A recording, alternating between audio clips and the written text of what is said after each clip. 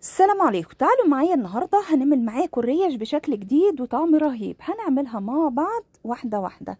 عندي بصلتين، عندي طماطمتين، عندي فلفل الوان من كل لون واخده واحد، عندي خل التفاح، وعندي ملح وفلفل اسود وعصره ليمونه. دي المكونات اللي انا هستخدمها معاكم. يلا بينا، جبنا البصل، نبدأ نقطع البصل بقى معاكم كده واحده واحده واحنا مع بعض. دي طريقة ورقة اللحمة، تعمليها بالريش الضاني او تعمليها باي جزء من اللحمة بتبقى جميلة جدا. النهاردة انا هعملها معاكم بالريش الضاني.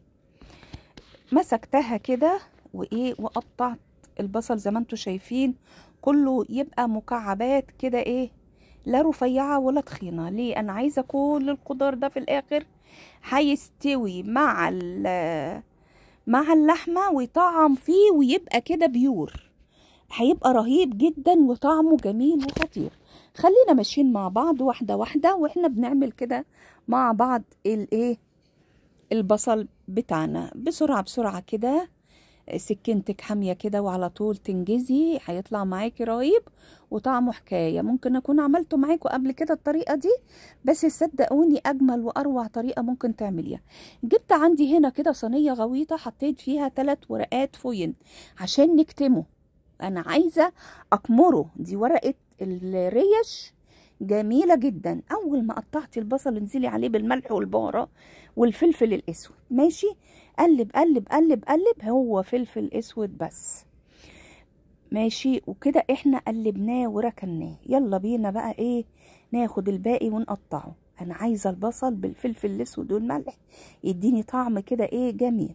سكت الطماطم اقطعيها نصين وشيلي زي ما انت شايفه كده القلب ده، بيبقى فيه الرواسب بتاعه الحاجات اللي بيرشوها على الخضار. وقطعي برضو مكعبات، انا مش عايزه اقطعه صغنن، لا انا عايزه كله كده تقطيع كده سريع مع بعضينا بسرعه بسرعه. النتيجه بتاعت الخضار بتاعنا مع اللحمه لا اقول لكمش على الطعم. وخلي بالكم التركايه بتاعت تتبيل البصل وركنه على جنب عبال ما تقطعي بقيه الخضار. يعدي 5 دقايق 4 دقايق 3 دقايق بيديهم طعم جميل.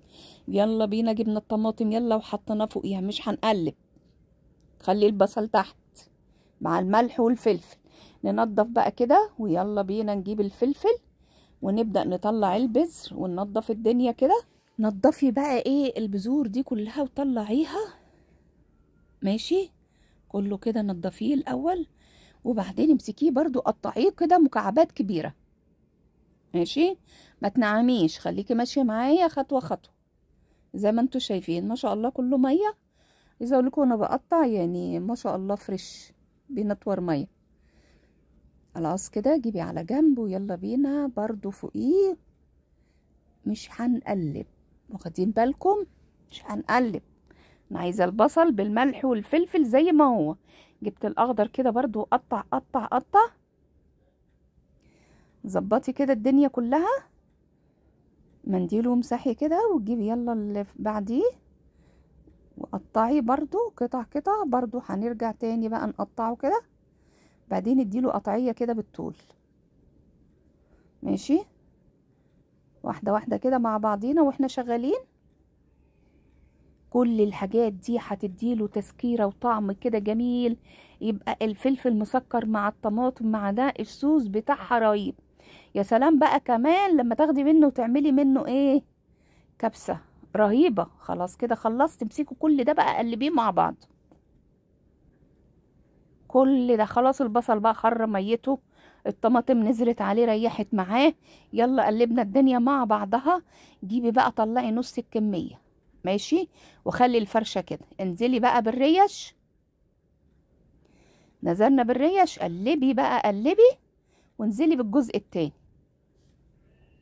ماشي، انا عايزة تقليبة كده كويسة عشان الملح والفلفل اللي احنا حطيناه بمية البصل ينزل عليه. حطيت بقية الملح والفلفل اللي كان موجود، وحطيت معلقتين خل التفاح بيخلوا الدنيا في حتة تانية خالص. حطيت ورق لورا وحطيت حبهان بس كده. وخلاص كده اكمري بقى الدنيا كلها مع بعضها مع عصرة النص ليمونة، عشان هتخلي كل الحاجات دي، الخل والليمون هيخلي كل ده يكتم كده مع بعض. ورقة فوين برضو من فوق كده متنية على 2 وكتمت بيها. خلاص كده بقى، يلا بينا جوه الفرن نحطها. حطيها بقى في الفرن ونسيها وهي مكتومة كده، ما تفتحيش عليها الا بعد ساعتين. انا عايزة الخضار ده تطلعيه يبقى بيور خالص. شوفوا بقى بعد ساعتين، يا جماله يا جماله. ما اقولكمش على الريحة لما بنفتح كده. بصوا اللحمة بتاعتنا والدنيا كلها استوت. اللحمة رهيبة رهيبة، ما شاء الله ما شاء الله. بصوا بقى غرفتها، بصوا يا جماله والف هنا.